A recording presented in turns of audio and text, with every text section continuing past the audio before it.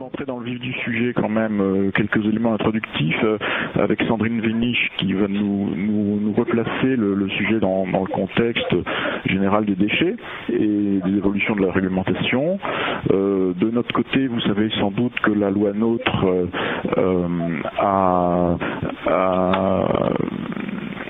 confié la responsabilité de l'élaboration du plan déchets, du plan régional de prévention et de gestion des déchets, on dit PRTGD, aux régions.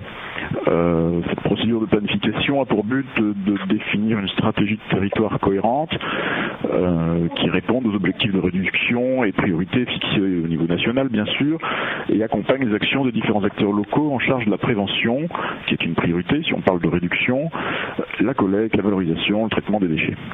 Dans cette perspective, l'élaboration du plan est conduite depuis 2017 en associant les acteurs du territoire, institutionnels, économiques, associatifs, la région Nouvelle-Aquitaine souhaitant engager une dynamique en faveur de la transition écologique et l'économie circulaire.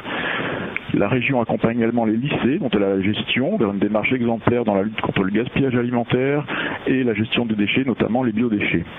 Les biodéchets représentent une part importante de nos déchets et surtout une part sur laquelle on peut beaucoup gagner dans une dynamique de réduction à mettre en place. L'objectif de cette série de webinaires est de donner les clés à tous les établissements, plus généralement de l'enseignement et la santé, dont la restauration est productrice de biodéchets, mais aussi éventuellement d'autres établissements de la restauration collective ou commerciale.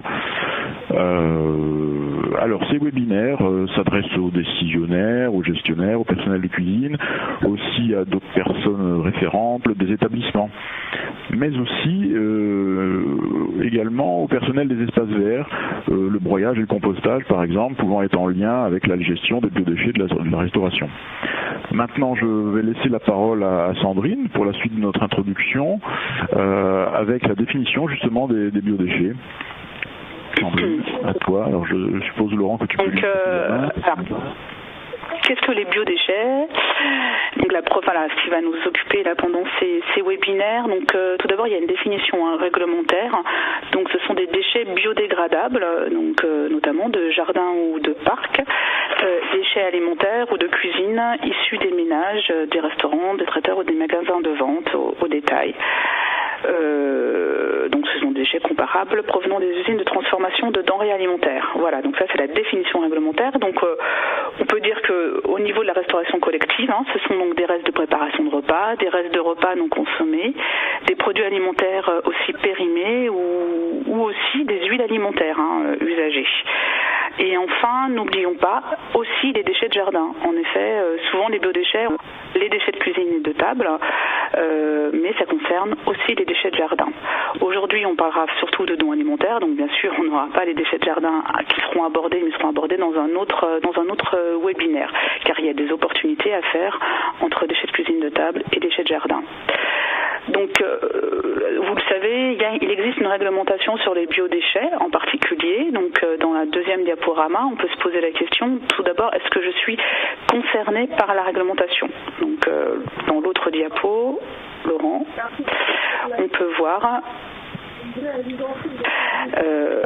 donc notamment, il existe dès janvier, il existe une obligation de tri à la source et de valorisation de ces biodéchets, donc qui était sortie suite au Grenelle, notamment pour les gros producteurs, donc qui produisent plus de 10 tonnes par an ou 60 litres par an d'huile usagée. À savoir que la loi de transition énergétique pour la croissance verte, qui est sortie donc dernièrement, donc on voit donc qu'aujourd'hui tous les producteurs sont dans l'obligation de trier à la source et de faire de la valorisation donc des biodéchets. Donc à savoir notamment donc la collectivité territoriale définit des solutions techniques et adaptées à son territoire auprès de ses usagers. Donc, ce qu'il faut retenir surtout, c'est que, auteur de biodéchets, vous n'êtes plus seul, puisque sur votre territoire, tous les producteurs sont concernés par cette obligation dans une échéance avant 2025. À savoir que pour ceux qui étaient à 10 tonnes, vous êtes depuis le 1er janvier 2016, en tout cas, obligé de faire du tri à la source. Dans l'autre diapo, qui pour ma part ne fonctionne pas, Laurent. Tu as la main, hein ça ne fonctionne pas, j'essaye. Ah oui, là peut-être. Non.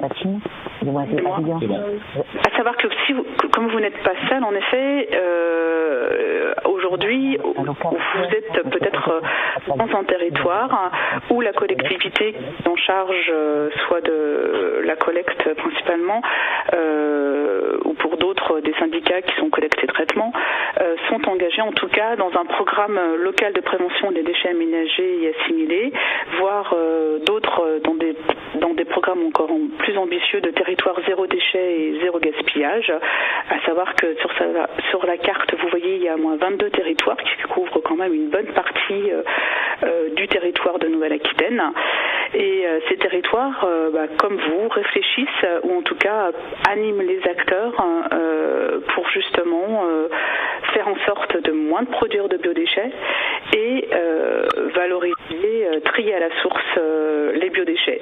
À savoir que voilà, donc il peut y avoir en tout cas intérêt de se rencontrer et de voir s'il peut y avoir des opportunités à mettre en place ou des savoir-faire à capitaliser.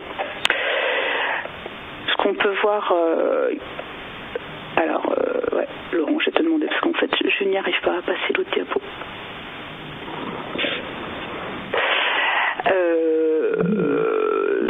À savoir que au niveau de l'objectif réglementaire, vous le savez, le biodéchet, le déchet c'est celui qu'on ne produit pas en tout cas. Donc la première chose, et ça c'est ce qu'on voit dans tout le code de l'environnement, c'est avant tout la prévention. Donc on peut, dès 2013, il y a le pacte de la lutte contre le gaspillage alimentaire qui annonce un objectif de moins 50% concernant le gaspillage alimentaire, donc d'ici aussi 2025. Dans la loi de transition énergétique, on peut noter donc une obligation, en tout cas des restaurations collectives publiques, de mettre en place au 1er septembre 2016 une démarche de lutte contre le gaspillage alimentaire. Et enfin, de la même manière, donc au niveau des déchets ménagers assimilés, il y a aussi un objectif de moins 10% de ces déchets qui est inscrit dans la loi. Objectif de valorisation organique aussi, au moins de 55%, puis 65% qui est inscrit pour les déchets donc non dangereux, et enfin une diminution de 30%, voire 50% en 2025 pour les déchets non dangereux, non inertes. Donc on voit qu'on est vraiment dans une pyramide inversée, un type entonnoir. Ce qui est aussi nouveau, c'est que la loi qui est parue en février 2016 relative à la lutte contre le gaspillage alimentaire a mis en place aussi une hiérarchie concernant l'alimentation. Donc d'abord en effet prévenir, donc éviter de produire du déchet alimentaire en limitant au mieux l'excédent.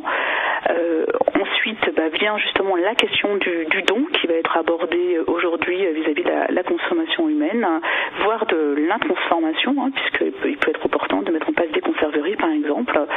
Enfin donc la valorisation donc destinée à l'alimentation animale et l'utilisation à des fins donc de compost. Ce biodéchet pouvant être géré en interne, par la gestion de proximité de biodéchets, compostage individuel par exemple, ou en établissement, et en externe, par des collectes de biodéchets, puis valorisés par du compostage ou de la méthanisation.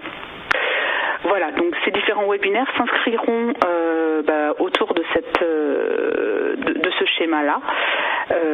Et aujourd'hui, donc nous allons aborder le don alimentaire, n'est-ce pas Bruno ? Tout à fait Sandrine, merci. En effet, chacun de nos webinaires va focaliser sur l'un des étages de cette hiérarchie que tu as présentée. En faisant appel, à chaque fois, on essaye de faire appel à un expert du sujet et une personne plus impliquée sur le terrain qui illustrera ses propos grâce à son expérience. Aujourd'hui, donc, sur le don alimentaire, pour cet exercice à deux voix, nous accueillons David Brook de la DRAF. et Jérôme Binot de la mairie de Bordeaux. Messieurs, vous avez la parole. Je crois que c'est David qui commence. À vous. Direction régionale de l'alimentation, de l'agriculture et de la forêt du ministère de l'Agriculture pour la Nouvelle-Aquitaine. Je travaille à la DRAF au sein de l'unité alimentation qui a vocation à décliner le programme national pour l'alimentation. Et du coup, pour la Nouvelle-Aquitaine, en fait, on se charge de la déclinaison de la politique de l'alimentation du ministère, qui a notamment dans ses axes la lutte contre le gaspillage alimentaire. Donc je vais avoir un propos qui est focalisé sur le don alimentaire, mais évidemment on s'occupe de tout un tas d'autres choses en lien avec cette question à la DRAF. Je vais laisser Monsieur Binot se présenter, puis après on se lancera dans la présentation concrète. Oui, bonjour, Jérôme Binot. Donc, je travaille à la ville-mairie de Bordeaux en tant que directeur éducation. Et donc, à ce titre-là, on s'occupe de la pause méridienne et donc des repas servis dans les écoles, d'où les enjeux liés aux déchets alimentaires.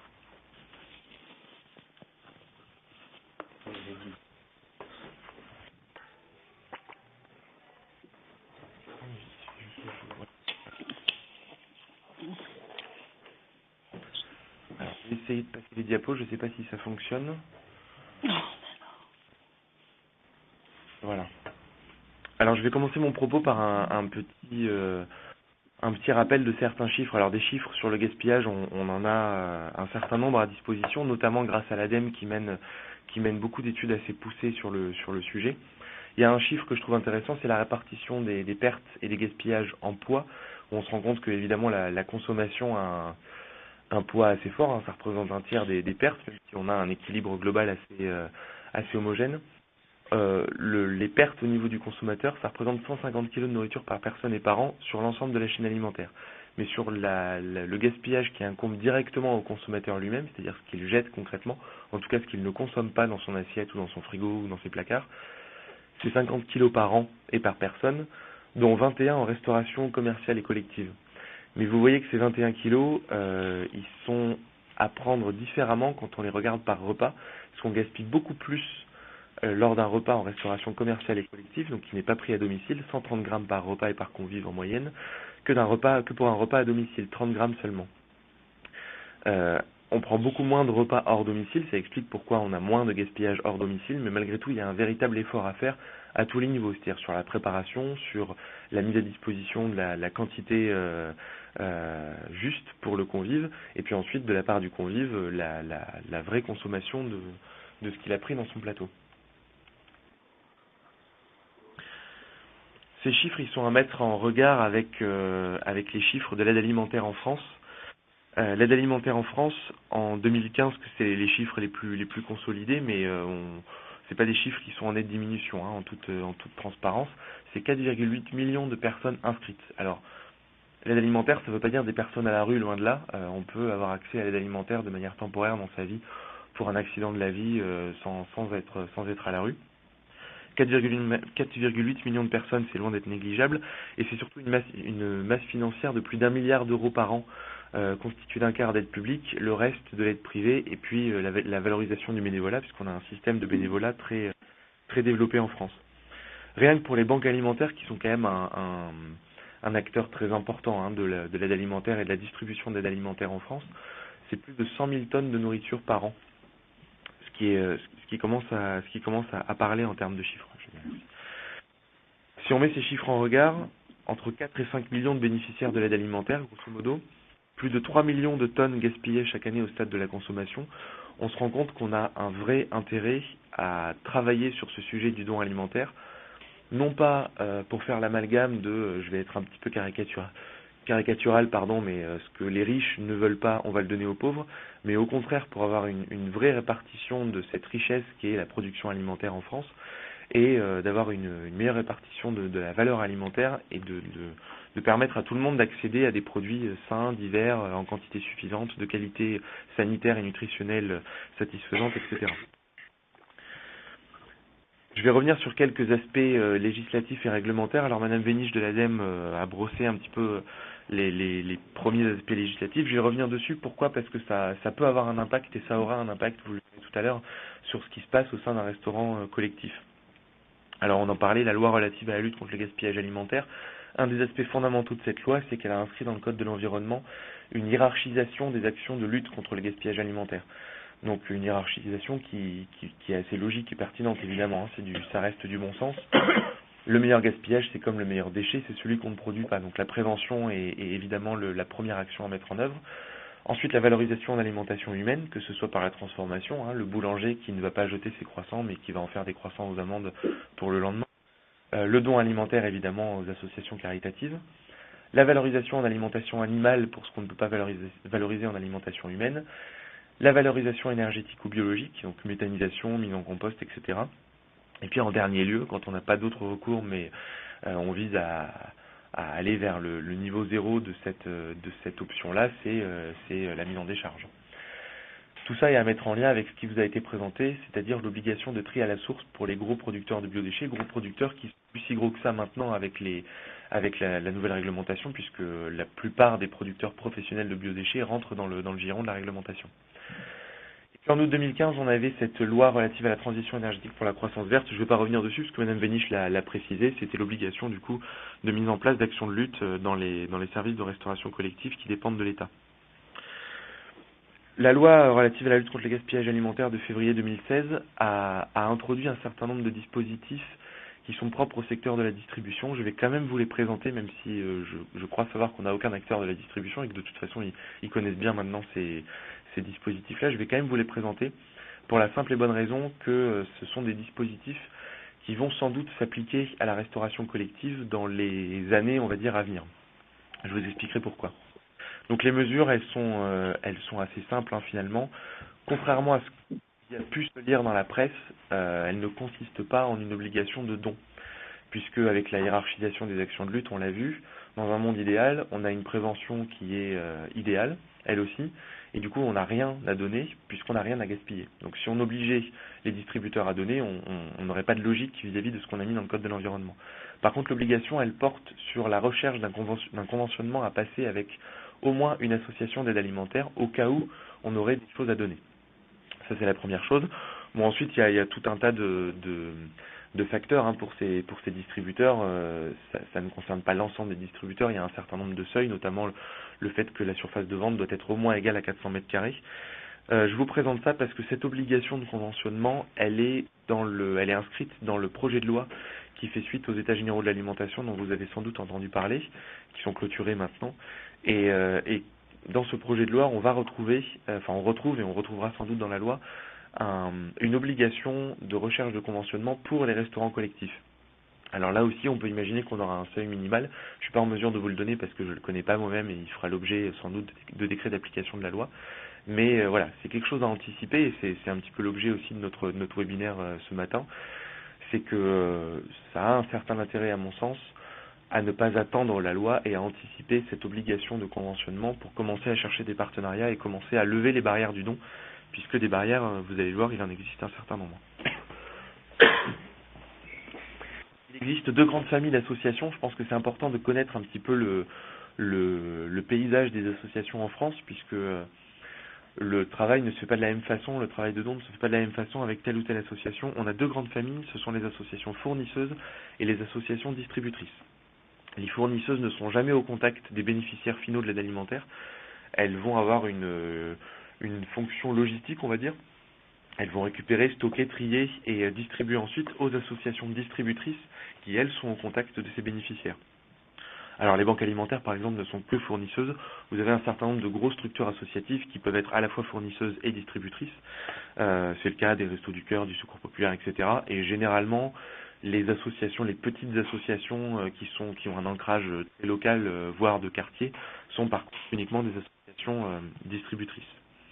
Alors il existe un dispositif, je vais passer rapidement là-dessus, d'habilitation de ces associations. L'habilitation n'est pas une autorisation à procéder à des distributions pour l'aide alimentaire.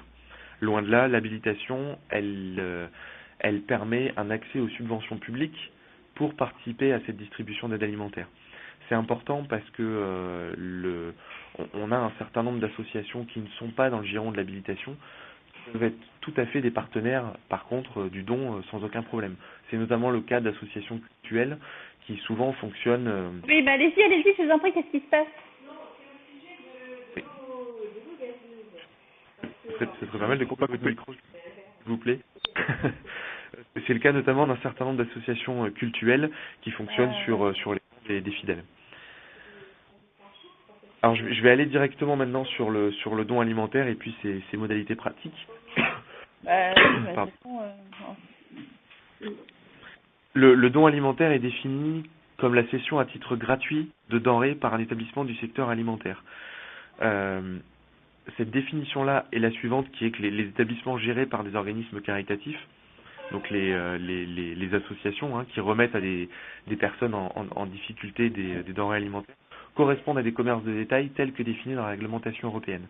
Une fois qu'on a défini que le don alimentaire était de la cession à titre gratuit, et que l'association alimentaire qui reçoit le don, en fait, est un établissement, un commerce de détail comme n'importe quel autre établissement de commerce de détail, on pourrait presque arrêter la présentation ici, puisque on entre dans le cadre très classique des relations entre deux établissements en lien avec l'alimentation. Puisque la cession à titre gratuit, c'est considéré comme de la mise sur le marché au même titre qu'un distributeur qui va vendre à un particulier, au même titre qu'un grossiste qui va vendre à une cuisine centrale. Du coup, on répond aux mêmes règles d'hygiène et de sécurité sanitaire des aliments, évidemment, mais on répond aussi au même transfert de responsabilité, c'est très important de le souligner, quand la denrée alimentaire passe d'un établissement à l'autre. Donc un exploitant du secteur alimentaire qui effectue un don de denrée, il est soumis aux exigences réglementaires, au même titre que n'importe quel établissement du secteur alimentaire. Je vous ai cité un certain nombre de règlements de règlements européens et de dispositifs réglementaires nationaux français. Au niveau européen, on parle du paquet hygiène. C'est évidemment pas la peine de les connaître. Certains d'entre vous les connaissent peut-être si vous êtes directement aux prises avec ces aspects-là. Mais il est important de voir qu'on répond aux mêmes règles, aux mêmes réglementations, aux mêmes normes réglementaires que pour n'importe quelle forme de mise sur le marché. Les formes de dons, elles sont multiples, les formes de dons possibles. En ce qui nous concerne aujourd'hui, on parle principalement du don de produits alimentaires, qu'ils soient bruts ou transformés. Il faut savoir, c'est important parce que ça peut vous concerner, puis surtout ça peut concerner d'autres partenaires qui sont vos partenaires en tant que fournisseurs, en tant que clients, mais qui seront aussi des partenaires des associations alimentaires. Il peut y avoir une combinaison de dons, c'est-à-dire qu'on peut aussi donner du matériel, des ressources, on peut faire un don de prestation, un mécénat de compétences, un soutien financier, de l'abandon de recettes. Vous pouvez très bien mettre à disposition un chauffeur et un camion pour amener des denrées auprès d'une association. Vous pouvez très bien envoyer auprès d'une association le responsable qualité de votre entreprise pour faire un petit peu un diagnostic de ce qu'il faudrait améliorer comme process, etc. Sur le don en lui-même, donc pour ce qui concerne le don alimentaire, les deux diapos suivantes portent sur les denrées qui peuvent faire l'objet du don et les denrées qui ne peuvent pas faire l'objet du don. Vous le verrez, pardonnez-moi, on est là encore sur des choses qui tiennent relativement du bon sens. C'est-à-dire que toutes les denrées alimentaires, végétales et produits composites peuvent être donnés sans problème. Qu'est-ce qu'on entend par produit composite ?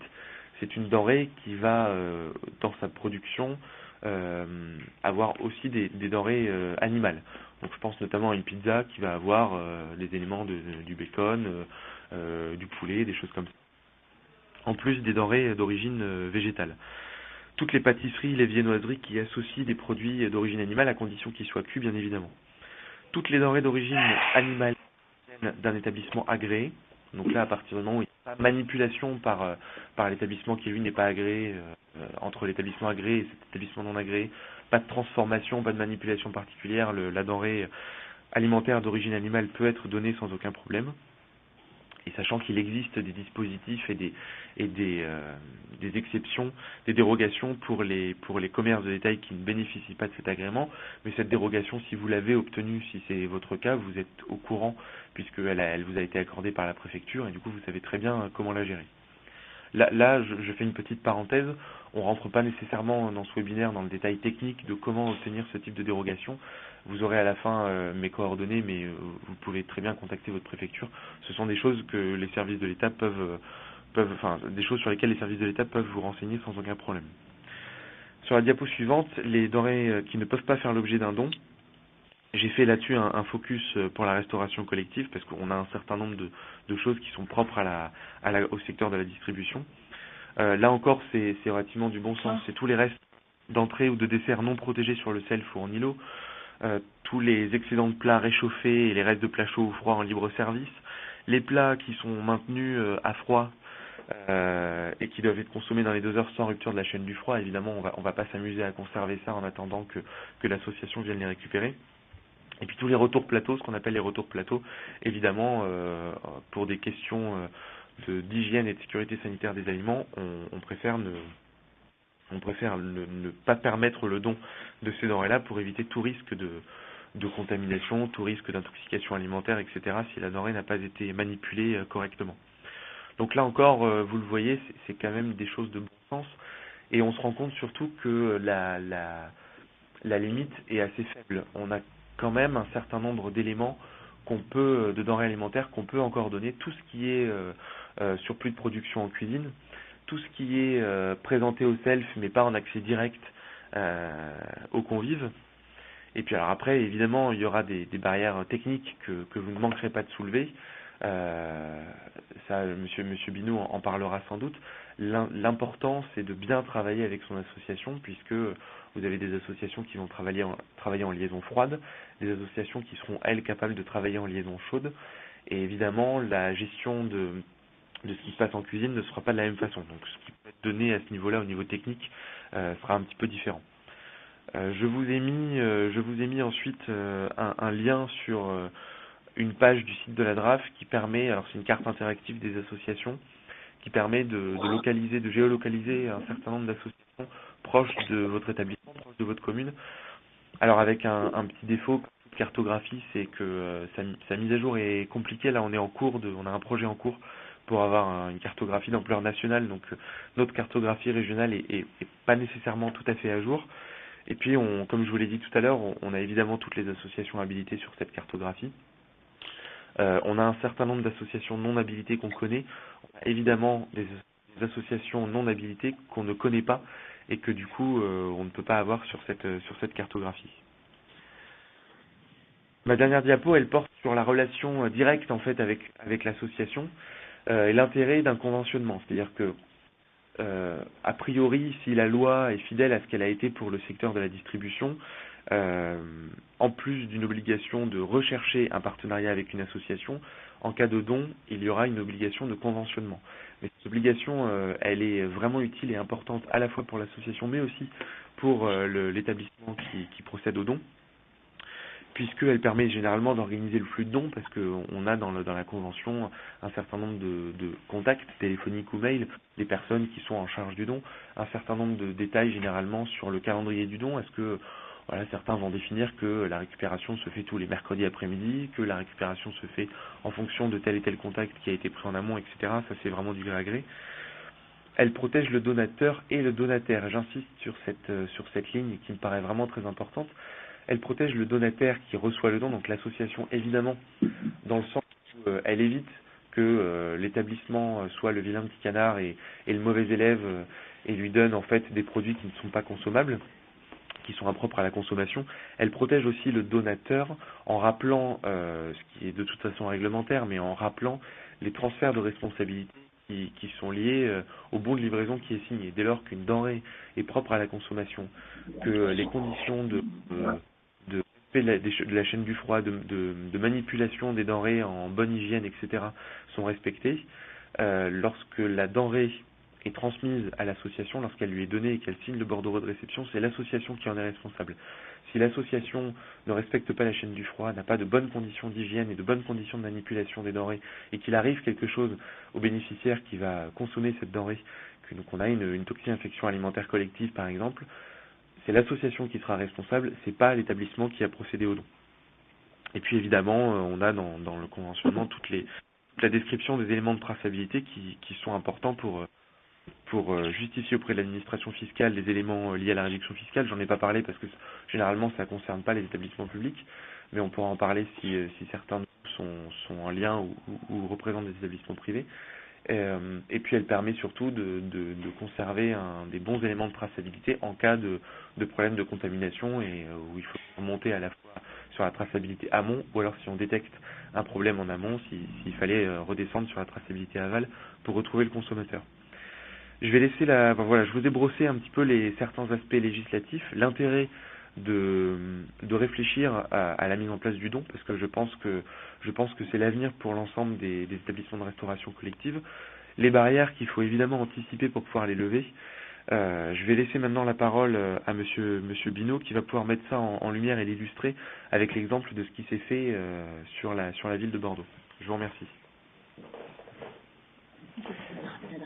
Bonjour. Donc sur Bordeaux, la ville de Bordeaux, on est dans le contexte suivant, c'est qu'on a 104 écoles dans la ville et un syndicat intercommunal à vocation unique, le CIVU, qui assure la production et la livraison en liaison froide des repas du midi et de à peu près donc ces 7000 enfants tous les jours. Donc on est confronté effectivement à la problématique du gaspillage alimentaire et aussi dans le cadre de la réflexion de la collectivité notre objectif c'est pas vraiment premier, c'est surtout d'assurer la restauration de tous les enfants au meilleur coût.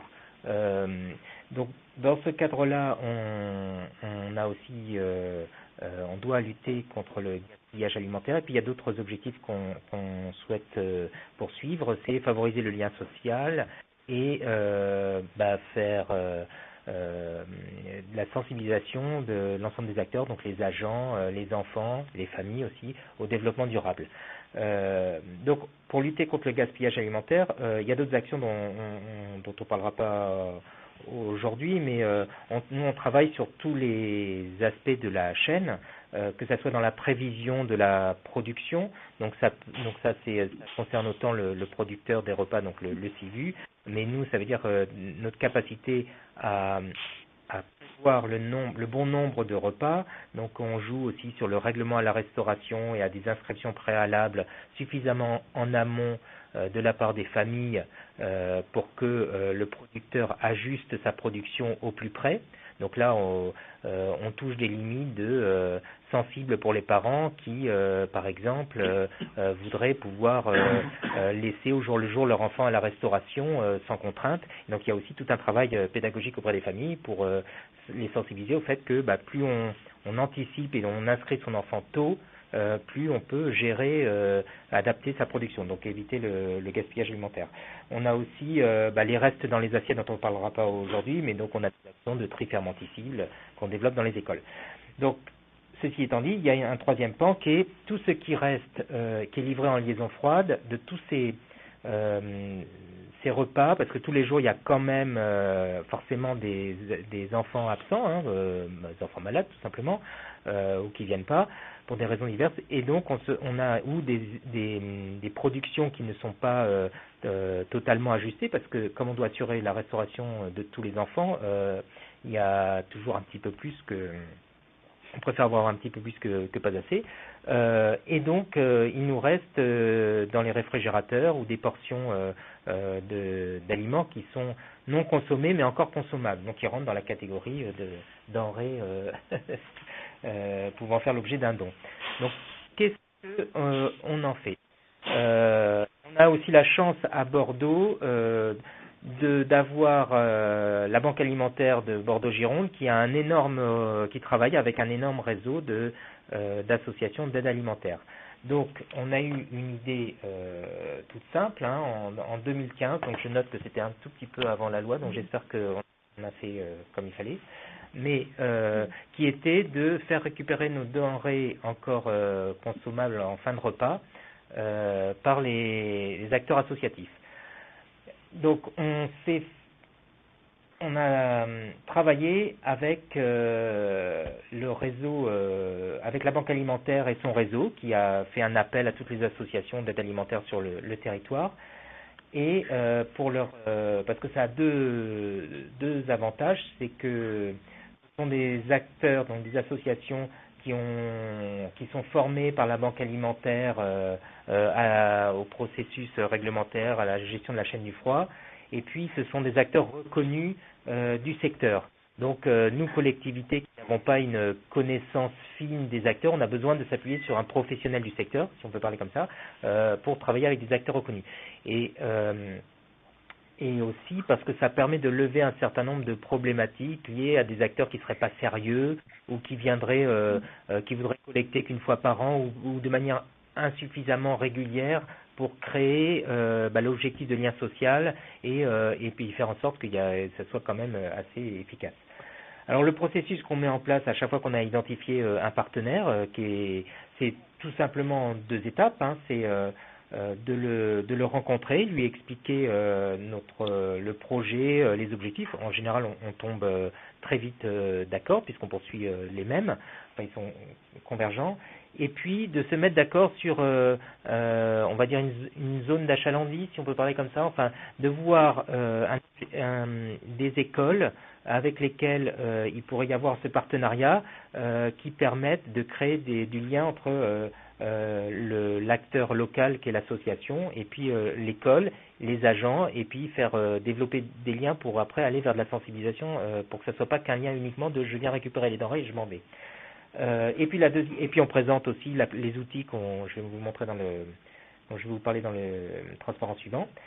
Et puis la deuxième étape, c'est de faire une réunion sur site pour voir les modalités pratiques qui sont la rencontre directe entre les acteurs, c'est très important que les gens se connaissent, et puis organiser les lieux, les jours et heures de collecte, sachant que les collectes se font en fonction des écoles, soit tous les jours, soit 1 à 2 fois par semaine, sachant que nous, les contraintes, c'est qu'à la fin en fin de semaine, si c'est pas alors, pour répondre, quand on a mis en place ce projet, effectivement, on s'est tout de suite posé la question de la responsabilité et on devait garantir un transfert de responsabilité. Donc, on a mis en place 2 outils pour ça.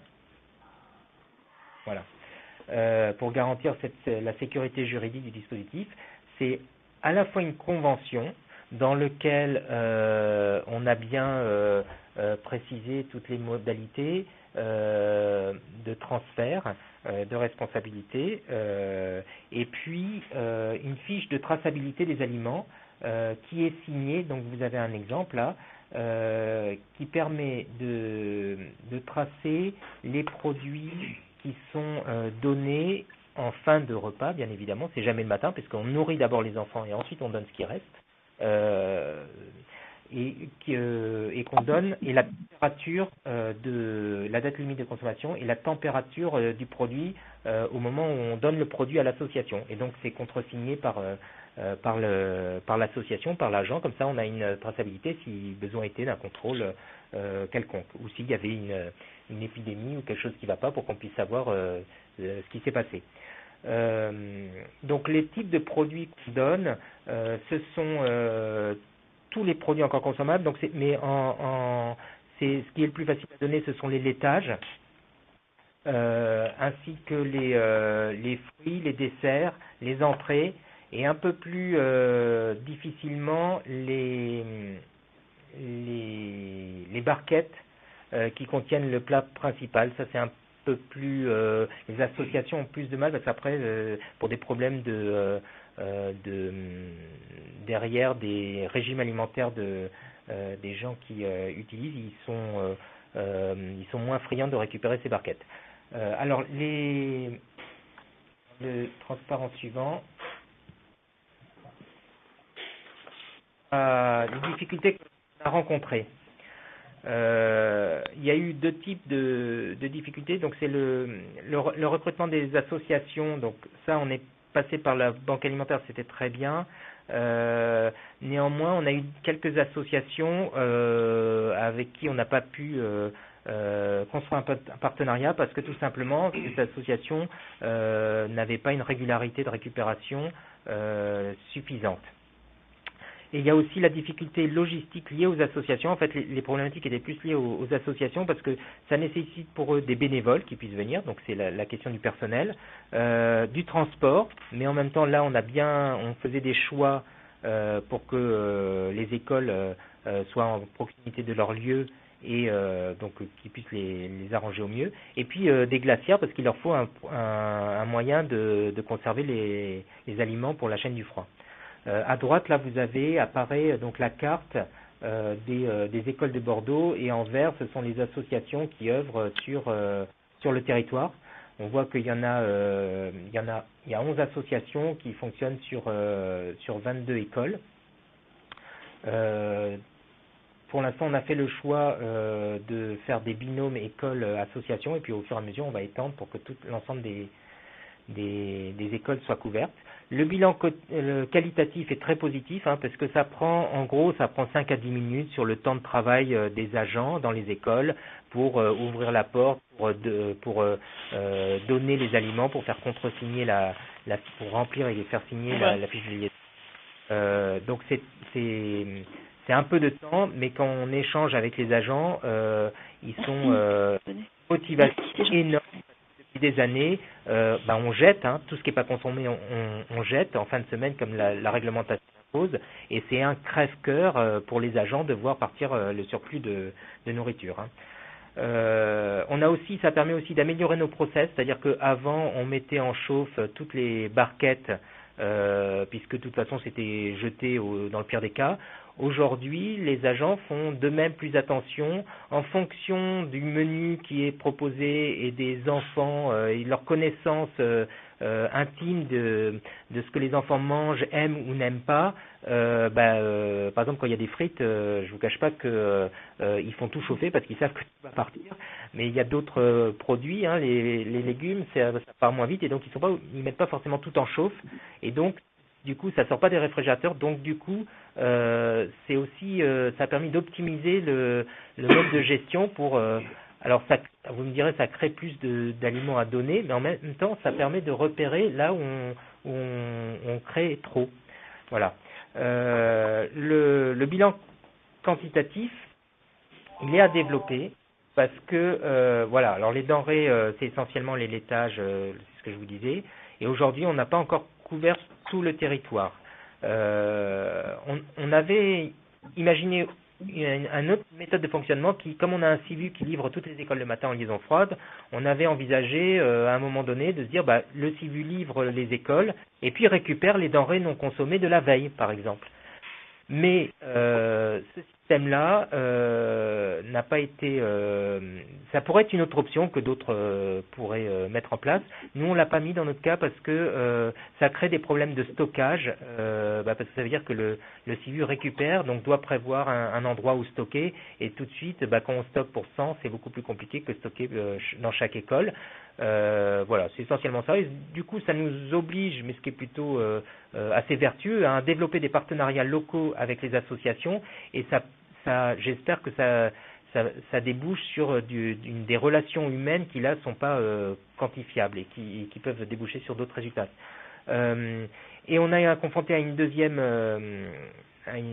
difficulté, mais qui est plutôt une difficulté positive, c'est que on a mis en place un nouveau système de réservation des repas qui fait que avant les enfants ils réservaient pas leur repas, ils arrivaient et ils badgeaient, et quand ils badgeaient le repas était facturé.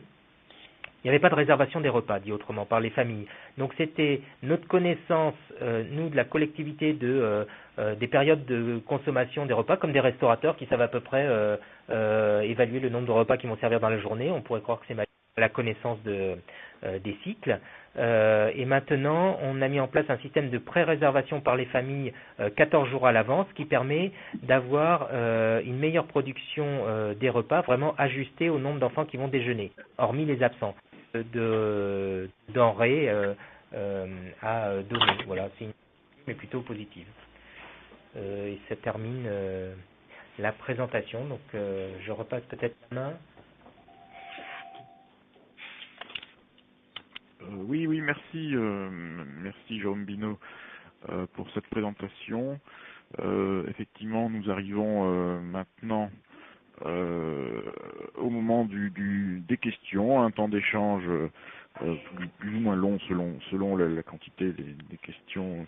Et je te donne déjà deux petites questions, Bruno, qui sont posées à partir de quelle quantité d'excédent de production peut-on envisager un don? Alors au-delà de la quantité, je ne réponds pas à la question, mais au-delà de la quantité, c'est surtout quelle organisation on va réussir à retrouver avec une association partenaire qui est plus que la quantité, à mon avis, le facteur limitant, mais peut-être que quelqu'un peut compléter.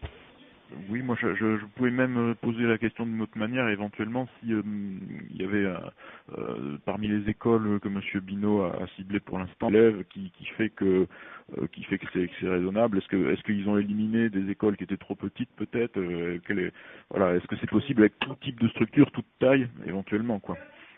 Alors effectivement, à chaque fois quand on a eu cette première réunion où on se mettait devant la carte avec l'association, on regardait la taille des écoles et on a visé plutôt des grosses écoles parce que on se disait qu'il y aurait plus de choses à donner, de gaspillage. Néanmoins, il y a quand même ce problème on est incapable, on prévenait, ça a été une question des associations, mais on aura combien, et on n'est pas capable de dire, puisqu'évidemment ça dépend, si c'est des frites ou des navets, c'est pas la même quantité, pour caricaturer. Mais pour résoudre ce problème-là, c'est pour ça que nous, on essaie d'aller toujours au plus près du terrain, c'est-à-dire qu'à un moment donné, il y a une organisation au niveau local entre l'agent de l'école et l'association, où ils se donnent un coup de fil pour dire voilà, on a suffisamment, vous pouvez passer, ou on n'a pas, ou ils appellent avant et vous passez ou vous passez pas. Donc c'est très très variable d'une école à l'autre, et c'est assez pas aléatoire, mais il faut que ça soit flexible. Il n'y a pas de, je suis pas capable de vous dire il y a un nombre minimum. Pour moi, ça doit être gérer tout l'intérêt de vraiment de la relation. C'est pas un système industriel. Il faut qu'à un moment donné, il y ait un contact entre la personne de l'association et la personne qui constate ce qu'il y a donné pour se dire oui, ok, vous venez, on peut vous les garder, vous venez à telle date ou à tel moment, mais ça peut pas être. Moi, j'ai des écoles où c'est tous les jours, il y a des écoles où c'est 1 à 2 fois par semaine, mais je peux pas vous dire voilà, il n'y a pas de quantité définie. Alors, une autre question qui est posée, nous souhaitons sensibiliser les élèves au reste plateau. Est-il possible de calculer le coût des denrées finalement jetées pour dégager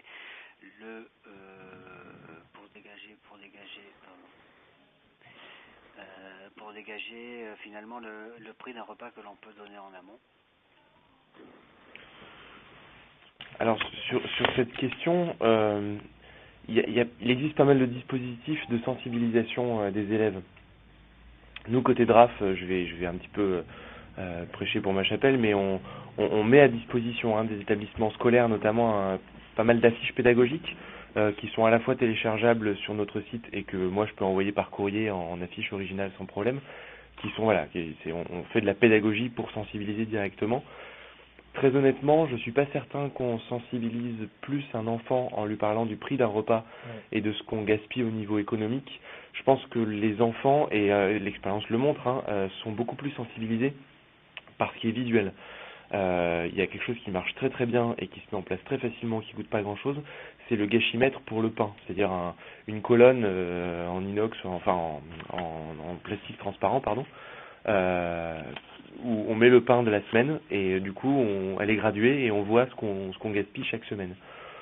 Certaines écoles peuvent aller plus loin en mettant en place le tri sélectif, on va dire, des denrées, c'est-à-dire qu'on met dans une poubelle ce qui n'est pas consommable, les os de poulet, la peau de l'orange, etc.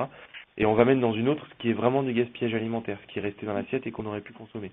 Et pareil, on pèse et à la fin de la semaine, on met un petit peu sur un tableau les quantités qui ont été gaspillées. Et ça, c'est visuel pour les enfants, ça marche mieux, c'est facile à mettre en place.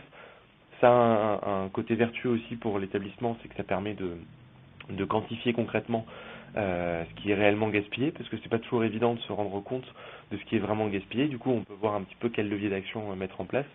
Mais voilà, au-delà du prix, je pense que c'est plutôt la quantité et le visuel qui va fonctionner pour la sensibilisation des enfants, si c'est l'objectif.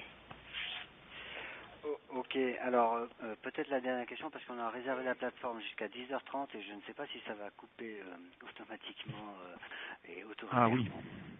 Donc c'est peut-être la dernière question que je pose. Oui, parce que... Dans le cadre d'une restauration en petit collège où le chef de cuisine remet au menu les excédents du jour, laitage, fruits, sur le lendemain, je ne vois pas quelles denrées pourront être données à une association. C'est ce que je disais dans la hiérarchisation du don tout à l'heure, hein. Si on arrive à mettre en place un système où on prévient toute source de gaspillage, on est sur le plus vertueux possible et c'est tant mieux. Très honnêtement, là encore d'expérience, je doute qu'il existe beaucoup d'établissements, notamment en restauration collective scolaire, où on a zéro gaspillage. Et c'est pas du tout une critique et c'est pas du tout, je ne cible pas, hein. L'idée est de non pas d'être conscient de sa responsabilité, mais d'être conscient de ce qu'on peut faire concrètement. Et je pense que ce type d'établissement limite fortement le gaspillage, mais on aura forcément des restes. Monsieur Binot me montrait sur son tableau de suivi les problématiques du vendredi, c'est-à-dire que qu'est-ce qui se passe le vendredi avec les restes de la semaine et puis les restes du vendredi. Et puis forcément, on a des surplus de production, on a forcément des produits avant les vacances scolaires, des stocks de yaourts qu'il va falloir épuiser parce que ils arriveront à date limite à la rentrée. Enfin, on a tout un tas de choses qui font qu'à mon avis, on a toujours un travail à faire. La réutilisation, c'est déjà très vertueux et je pense qu'on répond à pas mal de problèmes quand on arrive à mettre en place ce système, ce qui n'est pas toujours évident d'ailleurs. Mais je pense qu'il reste toujours des reliquats et qu'on peut toujours éviter ces reliquats de gaspillage, notamment à travers le don. Bien. Alors, Merci. Je ne sais pas si on va être coupé, donc je tenais quand même remercier tout le monde de leur présence. J'espère qu'on n'a pas eu trop de problèmes avec le son. On va peut-être, s'il y a d'autres questions, on va essayer de les prendre jusqu'à encore quelques minutes si la alors plateforme... juste, on n'est pas coupé. 2-3 remarques, puisque les gens commencent à raccrocher quand même. Le gaspillage se fait plutôt dans la consommation des élèves. Merci pour votre réponse. Oui, on a vu quand même que ça se faisait quand même à toutes les échelles, à tous les niveaux. La pratique du don alimentaire est-elle répandue sur d'autres territoires?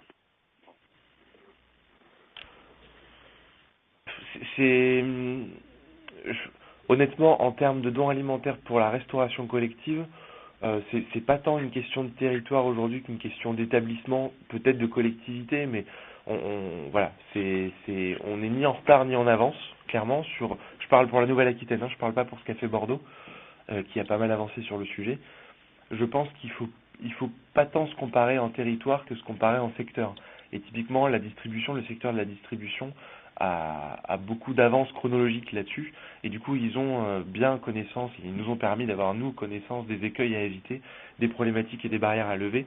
Donc du coup, voilà, on a un certain nombre de secteurs qui sont beaucoup plus en avance, mais parce que aussi c'est beaucoup plus facile à organiser. En termes de territoire, je pense que c'est plutôt équilibré sur les différentes régions. Je vous dis, voilà, c'est plus une question d'établissement et ou de volonté de collectivité en fait, qui font qu'on est plus ou moins avancé sur certains territoires.